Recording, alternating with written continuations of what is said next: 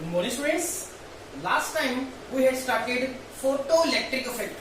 In this effect, we had studied that when on the surface of metal, light of some suitable high frequency is incident, electrons are ejected from the surface of metal. Every metal has its own value of work function represented by W naught, and whose formula is W naught is equal to H nu naught, where nu naught is threshold frequency. Threshold frequency means minimum frequency required to eject the electron from the metal surface. If incident light has energy equal to h nu and nu is greater than nu naught, then electrons are ejected from the metal surface, and these electrons are known as photoelectrons. Kinetic energy of these photoelectrons is given by h nu minus h nu naught. Students, every metal has its own value of work function. If we take group 1 elements, in group 1 elements, lithium has work function equal to approximately 2.42 electron volt. Sodium has 2.30 electron volt. Potassium has 2.25 electron volt, and the work function of cesium is 2.14 electron volt. This is the values of work function of different metals. 1 electron volt is equal to 1.66 into 10 to the power minus 19 joules. Means these metals require this amount of energy if from this metal we want to eject the electron. Clear है? Every metal has its own work function. Lower is the work function of the metal, more easy is to remove the electron from its metal surface. Students, today we will do explanation of photoelectric effect by Albert Einstein. Clear?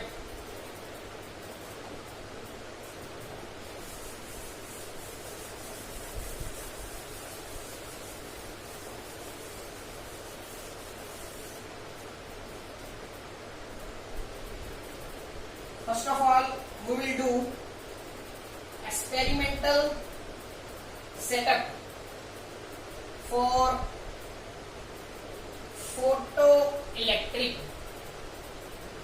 effect. In this experiment, you have to take a vacuum chamber. Vacuum chamber is a evacuated glass tube. Means glass tube which was connected to vacuum pump and there is no air inside it. This is a vacuum chamber, or you can say evacuated glass tube. Means इस tube में कोई gas present नहीं है, air present नहीं है. ठीक है. At the two ends of this vacuum chamber we had sealed two metal electrodes. This is metal electrode P, this is metal electrode Q. Both the electrodes are of same metal. For example, you can take cesium metal electrode, you can take sodium metal electrode, you can take potassium metal electrode. These metal electrodes are connected to a battery. The battery is connected in such a way that P, electrode P is connected to negative terminal, and metal electrode Q is connected with positive terminal. This is negative terminal, this is positive terminal. and in between this circuit we have connected a ammeter. Function of ammeter is to measure the current. Clear? Here we have left a transparent window for coming incident radiation on the surface of metal electrode P.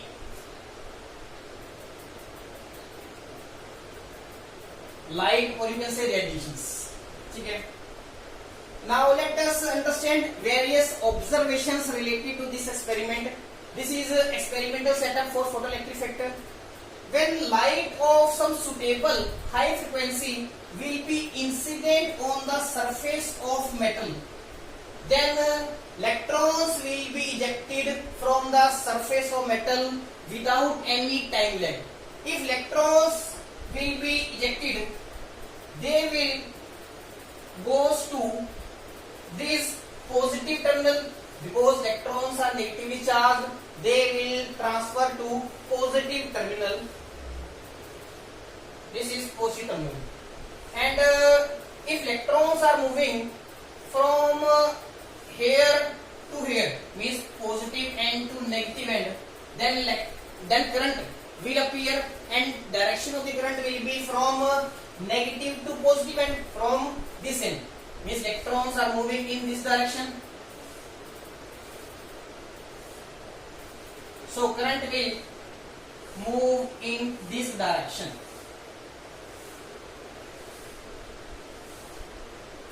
And this current is detected with the help of ammeter. Clear? So first observation implies that when light of some suitable high frequency will be incident on the surface of metal, then electrons will be ejected. These electrons will be known as photoelectrons, and current produced by these photoelectrons is known as photoelectric current. Clear है? This current is detected by the ammeter. Clear है? अब Einstein ने बेटा इसको कैसे explain किया था? Einstein ने क्या एज्यूम किया था कि light has particle nature. Light का पार्टिकल नेचर होता है बेटा, ठीक है. And light consist of photons. Light में क्या होते हैं बेटा? फोटॉन्स होते हैं. फोटोन आपको मैंने बताया था, photon is a packet of energy, ठीक है, and that has only fixed value of energy. Photon की एक फिक्स वैल्यू होती है हमेशा एनर्जी की. And energy of photon is given by E is equal to h nu. Energy of photon is directly proportional to the frequency of the radiations. ये हमने पढ़ा था. लाइट में क्या होते हैं? फोटॉन्स होते हैं, और फोटॉन्स की एनर्जी का फॉर्मूला क्या होता है? E is equal to h nu. Clear है? Where nu is the frequency of the radiations. अगर आप इंसिडेंट रेडिएशंस की फ्रीक्वेंसी इंक्रीज करोगे तो लाइट के अंदर जो फोटॉन्स हैं उनकी एनर्जी भी क्या करेगी? इंक्रीज करेगी. ठीक है. अब आइंस्टाइन ने क्या बताया कि लाइट के अंदर फोटॉन्स होते हैं. जब लाइट इस मेटल इलेक्ट्रोड के ऊपर स्ट्राइक करेगी, ठीक है, तो लाइट के अंदर जो फोटॉन्स हैं they will strike on the electrons. ठीक है. हर एक फोटोन जो है एक एक इलेक्ट्रॉन के ऊपर स्ट्राइक करेगा. अब फोटोन की एनर्जी का फॉर्मूला क्या है? E is equal to h nu. जब फोटोन जो है इलेक्ट्रॉन के ऊपर स्ट्राइक करेगा, वो अपनी एनर्जी जो है इलेक्ट्रॉन को ट्रांसफर कर देगा, and the photon will get disappeared. ठीक है, फोटोन खत्म हो जाएगा. अब इलेक्ट्रॉन इस मेटल से तभी बाहर आएगा जब एनर्जी जो फोटोन ने दी है that is sufficient to overcome the force of attraction between the electron and the nucleus. Electron जो है इस मेटल के अंदर जो एटम्स हैं, एटम्स के अंदर क्या है? न्यूक्लियस है, उनके साथ अट्रैक्टेड है. देखो एक्चुअल में होता क्या है? Suppose this is metal crystal. ये मेटल का क्रिस्टल है. मेटल के क्रिस्टल में क्या होते हैं? मेटल के आयंस होते हैं. अगर ये सपोज करता है कॉपर का क्रिस्टल है, ठीक है, तो इसमें कॉपर के आयंस होंगे, और इसमें क्या होंगे? साथ ही वैलेंस इलेक्ट्रॉन्स होंगे. क्लियर है? अब इनके अंदर देखो बॉन्डिंग कैसे है. These are metal ions, metal ions, metal ions, ठीक है, और ये क्या? इनके electrons. These are free electrons. और ये इलेक्ट्रॉन्स जो है बेटा साइमल्टेनियसली दो या दो से ज्यादा पॉजिटिव चार्ज आयन के साथ अट्रैक्टेड रहते हैं। मींस ये इलेक्ट्रॉन जो है इससे अट्रैक्टेड रहेगा, ये इससे अट्रैक्टेड रहेगा, इससे अट्रैक्टेड रहेगा, ठीक है। और अगर और भी कॉपर टू पॉजिटिव से भी अट्रैक्टेड रहेगा। मींस हर इलेक्ट्रॉन जो है it is attracted to various copper two positive ions, ठीक है। तो क्या होगा बेटा, ये इलेक्ट्रॉन मीडियम बनता है to attract the copper two positive ions. अब कॉपर टू पॉजिटिव आयंस तो सभी पॉजिटिव चार्ज है, वो आपस में कैसे अट्रैक्ट होंगे, तो ये अट्रैक्टेड कैसे हो रहे हैं, through these electrons. These electrons are known as mobile electrons. ये मूवेबल इलेक्ट्रॉन्स होते हैं, दे कैन मूव, क्लियर है। तो this is the metal crystal. Metal के क्रिस्टल में क्या होते हैं, मेटल के आयंस होते हैं और साथ में क्या होते हैं, फ्री इलेक्ट्रॉन्स होते हैं, ठीक है। And these electrons are attracted towards the nucleus of these ions, clear है। न्यूक्लियस के ऊपर क्या चार्ज होता है, पॉजिटिव चार्ज होता है। ये इलेक्ट्रॉन्स जो है डिफरेंट एटम्स के न्यूक्लियस के साथ अट्रैक्टेड रहते हैं, ठीक है। अब फोटोन जब इलेक्ट्रॉन को अपनी एनर्जी प्रोवाइड करेगा, इलेक्ट्रॉन उस मेटल में से तभी बाहर आ सकता है जब वो एनर्जी जो दी गई है इलेक्ट्रॉन को, that is sufficient to break the attraction between electron and the various nucleus. ये इलेक्ट्रॉन जिस न्यूक्लियस के साथ अट्रैक्टेड है, अगर जो एनर्जी दी गई है इलेक्ट्रॉन को, वो इन अट्रैक्शन को ब्रेक कर पा रही है, इस अट्रैक्शन को ब्रेक करेगी, तभी तो इलेक्ट्रॉन इस अट्रैक्शन को ब्रेक करके बाहर आ पाएगा। अगर सपोज करते हैं कि ये इलेक्ट्रॉन जो है डिफरेंट न्यूक्लियस के साथ अट्रैक्टेड है, उस अट्रैक्टेड फोर्सेस की एनर्जी कितनी है, 25 किलो जूल्स हम सपोज करते हैं, ठीक है। और फोटोन जो इलेक्ट्रॉन को एनर्जी दे रहा है, उसकी वैल्यू हम सपोज कर लेते हैं कितनी है, 15 किलो जूल्स। अब फोटोन ने इलेक्ट्रॉन को एनर्जी दी 15 किलो जूल, मगर एक्चुअल में इलेक्ट्रॉन को बाहर आने के लिए एनर्जी कितनी चाहिए, 25 किलो जूल। जब तक ये फोर्स ऑफ अट्रैक्शन ब्रेक नहीं करेगा, तब तक इलेक्ट्रॉन बाहर नहीं आ सकता। अगर हमने इस मेटल के सरफेस में से इलेक्ट्रॉन को बाहर निकालना है, या तो हमें एनर्जी देनी पड़ेगी 25 किलो जूल, ठीक है, या उससे ज्यादा देनी पड़ेगी, clear. Then only electron can come outside the metal surface, clear है। अब एक बात और बताना चाहता हूं कि सिर्फ मेटल के सरफेस के ऊपर जो इलेक्ट्रॉन्स होते हैं, ठीक है, वही क्यों बाहर आते हैं, जो अंदर होते हैं मेटल के वो क्यों नहीं बाहर आते। तो उसका रीजन क्या है बेटा, जो इलेक्ट्रॉन्स जो हैं बल्क में होंगे, इनसाइड होंगे, उसके आसपास क्या होगा, आयंस होंगे, जैसे कॉपर है इसमें, ये सभी कॉपर टू पॉजिटिव आयंस उसके आसपास हैं, लेफ्ट में, राइट में, ऊपर में, नीचे में, ठीक है, इस साइड, इस साइड, इस साइड, इस साइड। तो मतलब हर जगह से वो कॉपर टू पॉजिटिव आयन के साथ अट्रैक्टेड रहेगा, क्लियर। अब जो इलेक्ट्रॉन्स मेटल के सरफेस के ऊपर है, जो इलेक्ट्रॉन्स मेटल के सरफेस के ऊपर है, वो लेफ्ट हैंड साइड पे भी अट्रैक्टेड रहेंगे, राइट हैंड साइड पे अट्रैक्टेड रहेंगे, नीचे भी अट्रैक्टेड रहेंगे, यहाँ पर भी अट्रैक्टेड रहेंगे, यहाँ पर भी अट्रैक्टेड रहेंगे, मगर वो ऊपर किसी आयन के साथ अट्रैक्टेड नहीं रहेंगे, क्योंकि ऊपर तो कॉपर टू पॉजिटिव आयंस है ही नहीं, क्लियर है। तो इसका मतलब जो इलेक्ट्रॉन्स सरफेस के ऊपर होते हैं, वो सबसे कम अट्रैक्शन फील करते हैं आयंस के साथ। तो सबसे इजीली बाहर कौन से इलेक्ट्रॉन्स आएंगे, electrons present on the surface of metal, clear है। तो आइंस्टाइन ने बेटा क्या एक्सप्लेनेशन दी थी, जब लाइट जो है इलेक्ट्रॉन्स के ऊपर स्ट्राइक करती है, मेटल के सरफेस के ऊपर स्ट्राइक करती है, तो लाइट के अंदर जो फोटॉन्स होते हैं वो अपनी एनर्जी किसको देते हैं, इलेक्ट्रॉन्स को, क्लियर है। और ये इलेक्ट्रॉन्स जो है एनर्जी गेन करते हैं अगर this energy is sufficient to overcome the force of attraction between the electron and its atoms, electron will come out, clear. And the ejected electron will be known as photo electron, उसको क्या बोला जाएगा बेटा, photo electrons. अब ये photo electrons जब move करेंगे, clear है, current will appear in the opposite direction and this current is known as photo electric current, clear है। ये हमारी फर्स्ट ऑब्जर्वेशन थी, उसको हमने एक्सप्लेन कर दिया with the help of Einstein explanation, clear. अब सेकंड पॉइंट क्या था बेटा, अब अगर हम इंसिडेंट लाइट की फ्रीक्वेंसी इंक्रीज करते हैं, इंसिडेंट लाइट की फ्रीक्वेंसी इंक्रीज करोगे तो फोटॉन्स की एनर्जी भी इंक्रीज करेगी, because energy is equal to h nu. अगर फ्रिक्वेंसी इंक्रीज करोगे रेडिएशंस की तो फोटॉन्स की एनर्जी भी क्या करेगी, इंक्रीज करेगी। ठीक है, अगर फोटॉन्स की एनर्जी इंक्रीज करेगी उस केस में बेटा क्या होगा, ऐसा नहीं होगा कि ज्यादा फोटो इलेक्ट्रॉन्स बाहर आएंगे। ठीक है, नहीं, फोटो इलेक्ट्रॉन्स तो उतने ही बाहर आएंगे but kinetic energy of the photo electrons will get increased, क्योंकि काइनेटिक एनर्जी का फॉर्मूला क्या होता है, H new minus H new note. एक पर्टिकुलर मेटल के लिए न्यू नोट की वैल्यू तो सेम रहेगी। ठीक है, अगर आप न्यू की वैल्यू इंक्रीज करते हो, न्यू क्या है, frequency of the incident radiation, अगर आप न्यू की वैल्यू इंक्रीज करते हो तो kinetic energy of the photo electrons will get increase. Clear है, तो सेकंड ऑब्जर्वेशन पॉइंट क्या है, if we will increase the frequency of the incident light, energy of the photons will get increased and that is why kinetic energy of the ejected electrons will also get increased. Clear है, ये हमारी second observation थी। Third observation क्या है हमारी बेटा, अगर हम ये जो लाइट आ रही है, क्लियर है, किसी सोर्स में से आ रही होगी। क्लियर, अगर हम इस सोर्स की पावर इंक्रीज कर दें, 20 एक तो सोर्स होता है 10 वाट का, 20 वाट का, 30 वाट का, ठीक है, हम उसकी पावर इंक्रीज कर दें। क्लियर है, अगर 10 वाट है तो 20 वाट ले लें, 40 वाट ले लें, 60 वाट ले लें। अगर हम सोर्स की पावर इंक्रीज कर दें या सोर्स को इस मेटल इलेक्ट्रोड के पास ले आए, तो उस केस में क्या होता है बेटा, intensity of the radiation gate increase.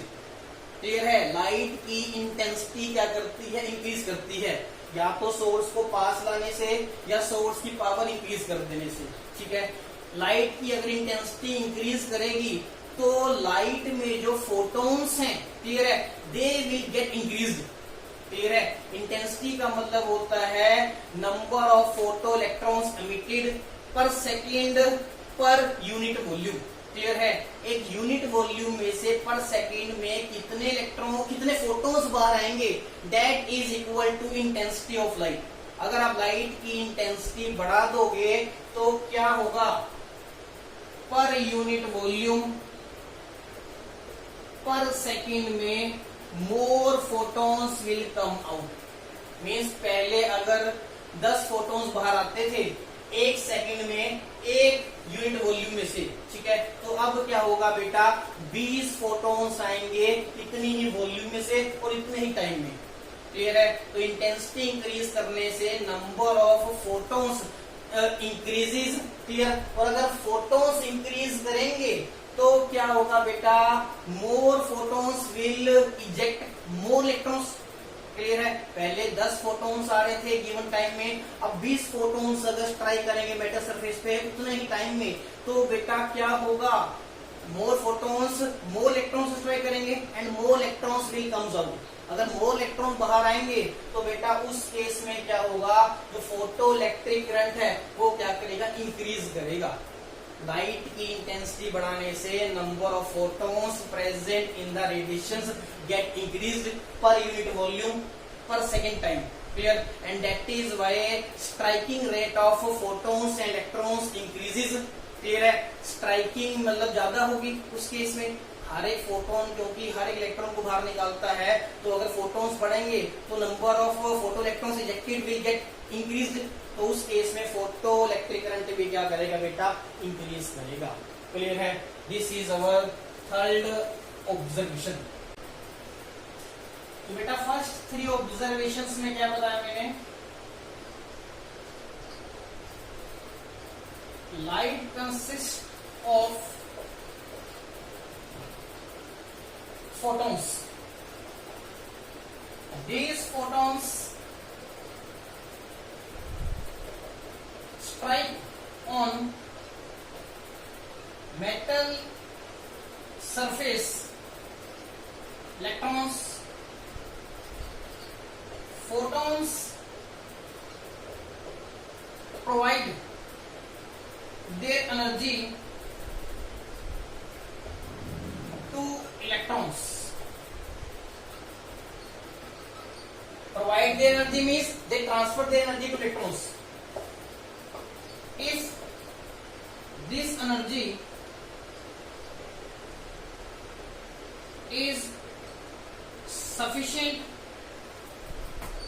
to overcome the attraction between electrons of metal atoms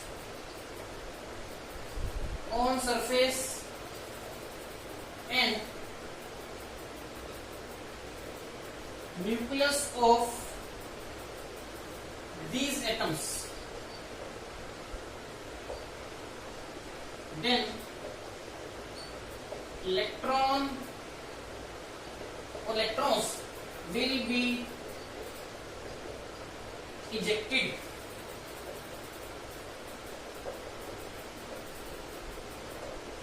otherwise no। इस पॉइंट में मैंने क्या बताया, लाइट में बेटा फोटॉन्स होते हैं, ये फोटॉन्स मेटल के सरफेस के ऊपर जब स्ट्राइक करते हैं तो वो अपनी एनर्जी सरफेस के इलेक्ट्रॉन्स को ट्रांसफर कर देते हैं। क्लियर? अगर ये एनर्जी जो है force of attraction between these electrons and their nucleus को ब्रेक करने के लिए सफिशिएंट है, then only electrons can come out, otherwise no. Clear? Second point में क्या बताया था,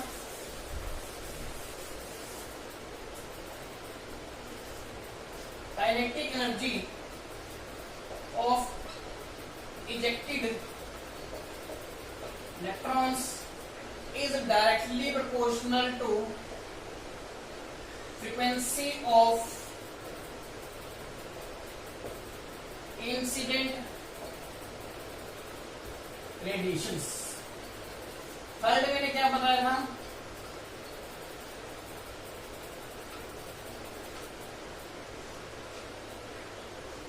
on increasing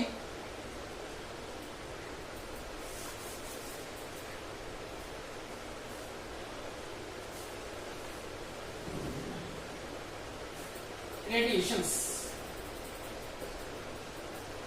अब ऐसा क्यों है बेटा, क्योंकि हमें पता है photo electric question is half mv square is equal to h nu minus h nu note.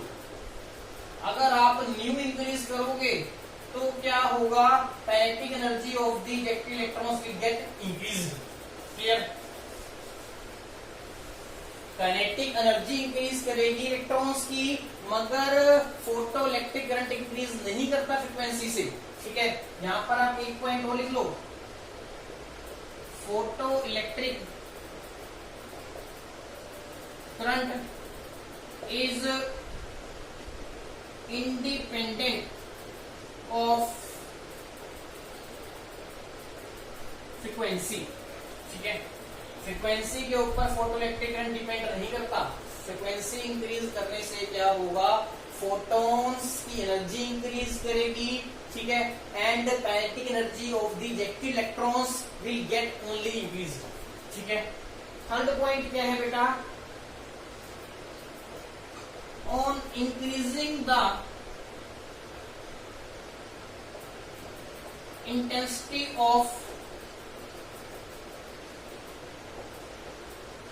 Incident radiations. अगर आप लाइट की इंटेंसिटी इंक्रीज कर दोगे तो उस केस में बेटा क्या होगा, more photons will strike the metal surface. क्योंकि इंटेंसिटी इंक्रीज करने से नंबर ऑफ फोटॉन्स इंक्रीज करते हैं लाइट में। क्लियर? जो पहले 10 फोटॉन्स ट्राई कर रहे थे एक गिवन टाइम में एक यूनिट वॉल्यूम पे, आप कितने फोटॉन्स ट्राई करेंगे? ठीक है, डबल ट्रिपल, ठीक है, उससे भी ज्यादा। तो फोटॉन्स इंक्रीज करते हैं। ठीक है, and therefore photo electric current increases. Clear? यहां पर मैं आपको बता देता हूं, जब आप इंटेंसिटी इंक्रीज करते हैं फोटॉन्स को इंक्रीज करते हैं, मगर फोटॉन्स की एनर्जी इंक्रीज नहीं करती। अगर फोटॉन्स की एनर्जी इंक्रीज नहीं करेगी तो इसका मतलब kinetic energy of the ejected electron will node get affected. Clear. Light की इंटेंसिटी इंक्रीज करने से तो बेटा क्या होता है, जो पहले फोटॉन्स कम बार आ रहे थे, क्लियर, एक गिवन वॉल्यूम में से एक गिवन टाइम में, अब क्या होगा, इंटेंसिटी इंक्रीज करने से उतने ही टाइम में और उतने ही वॉल्यूम में से मोर फोटॉन्स विल कम आउट। ठीक है, दोनों ही केसेस में अगर इस फोटोन की एनर्जी ई है तो इस केस में भी हर एक फोटोन की एनर्जी कितनी होगी बेटा, ई। क्लियर है। लाइट की इंटेंसिटी इंक्रीज करने से नंबर ऑफ फोटॉन्स तो इंक्रीज करेंगे, but energy of photons will gate unaffected, will remain same. ठीक है, तो अगर एनर्जी सेम रहेगी फोटॉन्स की तो उस केस में kinetic energy of the ejected electrons भी क्या रहेगी, सेम रहेगी। क्लियर। क्योंकि पिछले के पॉइंट में क्या पढ़ा था हमने, अगर फोटॉन्स की एनर्जी बढ़ती है, हम क्या कर रहे थे, इंसिडेंट रेडिएशंस की फ्रीक्वेंसी इंक्रीज कर रहे थे। फ्रीक्वेंसी इंक्रीज करोगे फोटॉन्स की एनर्जी इंक्रीज करेगी, क्योंकि फोटोन की एनर्जी फॉर्मूला क्या होता है, E = h। अगर फोटोन की एनर्जी इंक्रीज करेगी तो ज्यादा एनर्जी ट्रांसफर करेंगे इलेक्ट्रॉन को, और इलेक्ट्रॉन जो है ज्यादा काइनेटिक एनर्जी गेन करके बाहर आएगा। क्लियर है। इस केस में बताया हमने, जब लाइट की इंटेंसिटी इंक्रीज करते हैं तो फोटो इलेक्ट्रॉन्स तो ज्यादा बनते हैं, मगर उनकी काइनेटिक एनर्जी क्या रहेगी, सेम। क्लियर है। तो यहां पर हम लिखते हैं kinetic energy of ejected electrons is independent of intensity of radiations। Clear है बेटा।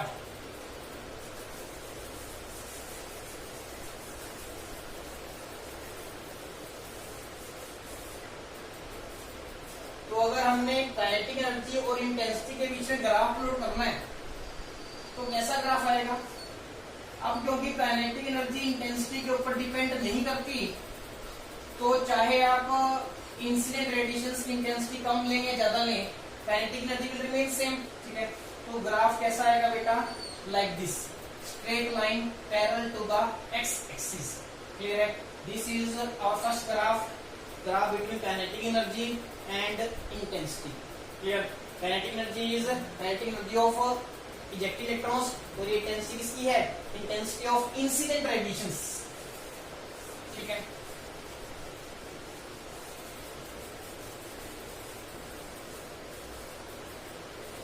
अब एक ग्राफ प्लॉट करते हैं between kinetic energy and frequency.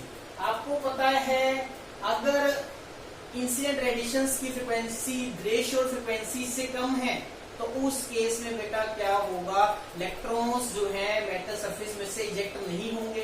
Clear है। मिनिमम कितनी फ्रीक्वेंसी चाहिए इलेक्ट्रॉन्स को इजेक्ट करने के लिए, क्लियर, न्यू नोट। अगर इंसिडेंट रेडिएशन की फ्रीक्वेंसी न्यू नोट होगी उस केस में इलेक्ट्रॉन्स तो इजेक्ट होंगे, मगर उनकी काइनेटिक एनर्जी कितनी होगी, 0। क्योंकि अगर फॉर्मूला Ke = ठीक है h nu minus h nu note है, अगर न्यू = न्यू नोट होगा, काइनेटिक एनर्जी कितनी होगी उस केस में, 0। मींस इलेक्ट्रॉन्स इजेक्ट तो करेंगे but they kinetic energy will be 0। ठीक है। अगर आप फ्रीक्वेंसी इंक्रीज करोगे अबव न्यू नोट, अगर आप फ्रीक्वेंसी इंक्रीज करोगे अबव न्यू नोट, उस केस में काइनेटिक एनर्जी इंक्रीज करेगी। जैसे जैसे फ्रीक्वेंसी इंक्रीज करोगे काइनेटिक एनर्जी क्या करेगी, इंक्रीज करेगी, but at point new note के ऊपर तो वैल्यू कितनी होगी काइनेटिक एनर्जी की, 0। क्लियर है। तो कैसा ग्राफ आना चाहिए बेटा,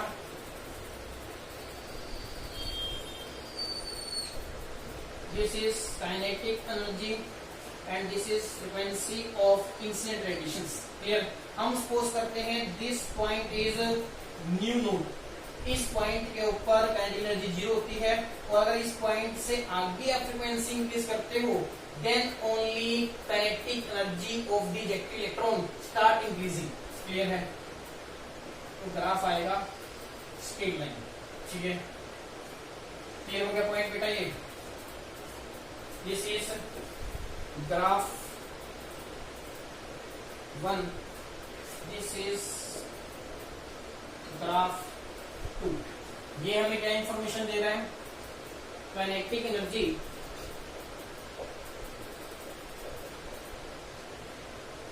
is not dependent on density। ठीक है, ये क्या इंफॉर्मेशन दे रहा है, kinetic energy is directly proportional to nu, ठीक है, nu is greater than nu, clear. अगर न्यू की वैल्यू न्यू नोट से कम होगी उस केस में काइनेटिक एनर्जी बेटा नहीं होगी इलेक्ट्रॉन की, clear. Kinetic energy is proportional to frequency of radiations.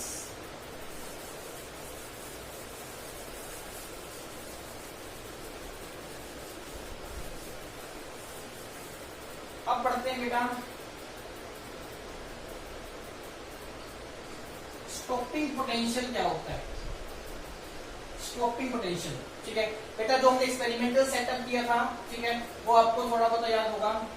2 plates ली थी, वो पूरा ग्राफ नहीं बनाऊंगा, सिर्फ जस्ट एक ब्रीफ डिस्कशन लेंगे दोबारा। ये है प्लेट पी, ये है प्लेट क्यू। पहले हमने क्या किया था, प्लेट पी को नेगेटिव टर्मिनल से जोड़ दिया था, ठीक है। प्लेट क्यू को हमने पॉजिटिव टर्मिनल से जोड़ रखा था, एमीमीटर लगा रखा था, ठीक है। ये सारा एक वैक्यूम चैम्बर में होता था, ठीक है। और ट्रांसपेरेंट विंडो की हेल्प से हम इस मेटल इलेक्ट्रोड प्लेट के ऊपर, जिसको मैंने पी नाम दिया है, क्लियर, उसके ऊपर लाइट इंसिडेंट करते थे, ठीक है। तो जब तुम लाइट इंसिडेंट करोगे तो क्या होगा, इलेक्ट्रॉन्स तो मूव करेंगे from P to plate Q, clear. Plate Q के ऊपर चार्ज कितना है बेटा, पॉजिटिव, तो इलेक्ट्रॉन्स पॉजिटिव के ऊपर अट्रैक्ट कर रहे थे, तो इलेक्ट्रॉन्स किधर जाएंगे, तो करंट जाएगा इन अपोजिट डायरेक्शन, ठीक है। And this ammeter will detects the current, ठीक है। अब बेटा क्या होगा, अब बेटा देखो क्या होगा, अगर हम इस प्लेट क्यू के ऊपर पॉजिटिव पोटेंशियल इंक्रीज कर दें, ठीक है, इस प्लेट क्यू के ऊपर पॉजिटिव पोटेंशियल इंक्रीज कर दें, मींस इस बैटरी से झेल सकता है। पहले मान के चलो पोटेंशियल डिफरेंस, ये बैटरी लगा रही थी 2 वोल्ट की, 3 वोल्ट का पोटेंशियल डिफरेंस प्रोवाइड कर रही थी। अब अगर हमने इस बैटरी का पोटेंशियल डिफरेंस इंक्रीज करना है, ठीक है, तो हम क्या करते हैं, इस बैटरी को रियोस्टेट से जोड़ देते हैं। रियोस्टेट बेटा फिजिक्स से पढ़ते होंगे, rheostat, rheostat means variable resistance, ठीक है। तो ये रियोस्टेट बैटरी क्या करेगी, it can makes us increase और decrease the potential difference across these 2 electrodes. इस रियोस्टेट बैटरी की हेल्प से बेटा हम इन 2 इलेक्ट्रोड्स पे पोटेंशियल डिफरेंस इंक्रीज भी कर सकते हैं, डिक्रीज भी कर सकते हैं, क्लियर है। तो वेरिएबल बैटरी का ये साइन होता है, this is variable battery to increase और decrease the potential difference between these 2 electrodes, ठीक है। अगर हम इस रियोस्टेट बैटरी की हेल्प से पोटेंशियल इंक्रीज करते हैं क्यों, प्लेट के ऊपर, ये पॉजिटिव टर्मिनल से जुड़ी हुई है, पोटेंशियल डिफरेंस इंक्रीज करोगे तो यहाँ से नेगेटिव पोटेंशियल इंक्रीज होगा और यहाँ पर पॉजिटिव पोटेंशियल इंक्रीज होगा। अगर यहाँ पर पॉजिटिव पोटेंशियल इंक्रीज होगा तो इलेक्ट्रॉन्स जो है इसके साथ इजिली अट्रैक्ट होने के लिए जाएंगे। जैसे जैसे आप पॉजिटिव पोटेंशियल इंक्रीज करेंगे प्लेट क्यू के ऊपर, इलेक्ट्रॉन्स इजिली अट्रैक्ट होंगे on plate Q and photo electric current will start increasing. Photo electric current increase करता चला जाएगा, एक ऐसा टाइम आएगा photo electric current attains saturated value. Saturated value का मतलब क्या है बेटा, इस पॉइंट के बाद वो और ज्यादा इंक्रीज नहीं करेगा, ठीक है। स्टार्टिंग में आपने क्या किया था, positive potential on plate Q increase किया, ठीक है। इसकी वजह से बेटा क्या हुआ था, photo electric current increases gradually, ये स्लोली स्लोली इंक्रीज करेगा। उसके बाद बेटा क्या होगा, वो फर्दर इंक्रीज नहीं करेगा at a certain value of current, ठीक है। सपोज इस पॉइंट के ऊपर वो इंक्रीज नहीं कर रहा, तो इस करंट वैल्यू को क्या बोलोगे, saturation current, clear. Positive potential increase करने से इलेक्ट्रॉन्स इजीली अट्रैक्ट होंगे, photo electric current slowly slowly increase करेगा। जैसे जैसे आप पोटेंशियल इंक्रीज करते जाओगे फोटो इलेक्ट्रिक करंट इंक्रीज करता जाएगा और एक ऐसा टाइम आएगा कि फोटो इलेक्ट्रिक करंट और ज्यादा इंक्रीज नहीं करेगा, चाहे आप पॉजिटिव पोटेंशियल यहाँ पर इंक्रीज कर भी दो। क्लियर? इस स्टेज के ऊपर जो करंट की वैल्यू होगी that is maximum in this case, तो उसको क्या बोला जाएगा? Saturation current. अगर आपने सैचुरेशन करंट से ज्यादा करंट की वैल्यू इंक्रीज करनी है तो आप क्या करेंगे? पोटेंशियल तो आपने लगा ही रखा है, ठीक है, अब आप इस लाइट की इंटेंसिटी इंक्रीज कर दो। आपको पता है इंटेंसिटी इंक्रीज करते हो फोटो इलेक्ट्रिक करंट ज्यादा बढ़ता है, तो करंट जो है अब सैचुरेशन करंट से भी ज्यादा इंक्रीज करेगा, सैचुरेशन करंट से ज्यादा आपकी वैल्यू को ले जाएगा और इंक्रीजिंग द इंटेंसिटी। क्लियर है? अब एक लास्ट पॉइंट बता रहा हूं बेटा मैं आपको स्टॉपिंग पोटेंशियल का, वो समझते हैं। अगर हम प्लेट क्यू को नेगेटिव चार्ज देते हैं with respect to plate P, plate Q को नेगेटिव चार्ज दे रहे हैं with respect to plate P, उस केस में बेटा क्या होगा?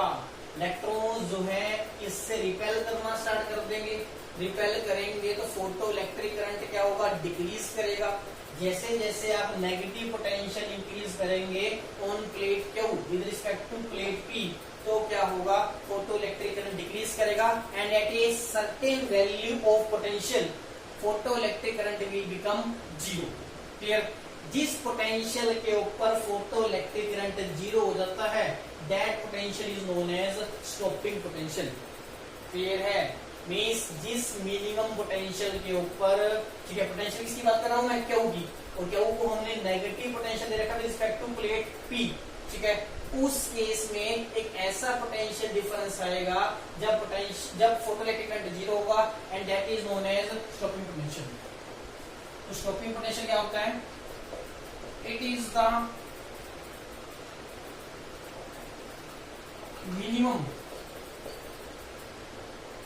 potential difference at which photoelectric current stops। Clear है? एक ऐसी पोटेंशियल डिफरेंस की वैल्यू, ठीक है, जो फोटो इलेक्ट्रिक करंट को क्या कर दे? Zero, that is known as stopping potential. इसको आप कट ऑफ पोटेंशियल भी कहते हो, कट ऑफ पोटेंशियल। क्लियर है बेटा? हमने रियोस्टेट बैटरी की हेल्प से अब प्लेट क्यू को हमने क्या किया है? नेगेटिव पोटेंशियल दिया है with respect to plate P. उस केस में क्या होगा? इलेक्ट्रॉन्स प्लेट क्यू से रिपेल करना स्टार्ट कर देंगे, तो स्लोली स्लोली क्या होगा बेटा? फोटो इलेक्ट्रिक करंट डिक्रीज करना स्टार्ट करेगा। एक ऐसी स्टेज आएगी, ठीक है, जब फोटो इलेक्ट्रिक करंट क्या होगा बेटा? जीरो होगा। उस स्टेज पे आपने प्लेट क्यू को क्या पोटेंशियल दिया था? क्लियर? वो आपने फाइंड आउट कर लेना है and that potential is known as stopping potential. Clear हो गया बेटा? आज बेटा इतना ही लेते हैं, ठीक है। एज ए असाइनमेंट में आपको न्यूमेरिकल्स दूंगा on the relation half mv square is equal to h nu minus h nu naught. ये आपने ट्राई करना है। ये क्या होती है? Kinetic energy of ejected electrons, ठीक है। यहाँ पर m क्या है? मास ऑफ इलेक्ट्रॉन आपको पता है 9.11 इंटू 10⁻³ माइनस 31 kg होता है, ठीक है। v क्या है? Velocity of electron. न्यू क्या है? Frequency of incident radiations. और न्यू नोट क्या है बेटा? Threshold frequency. क्लियर है बेटा? This is known as Einstein photo electric question. एक इसके ऊपर न्यूमेरिकल्स करने हैं आपने, एक पीछे हमने करा था प्लैंक्स क्वांटम थ्योरी में E is equal to h nu, ठीक है। E is equal to h nu. Nu क्या है? Frequency of radiations.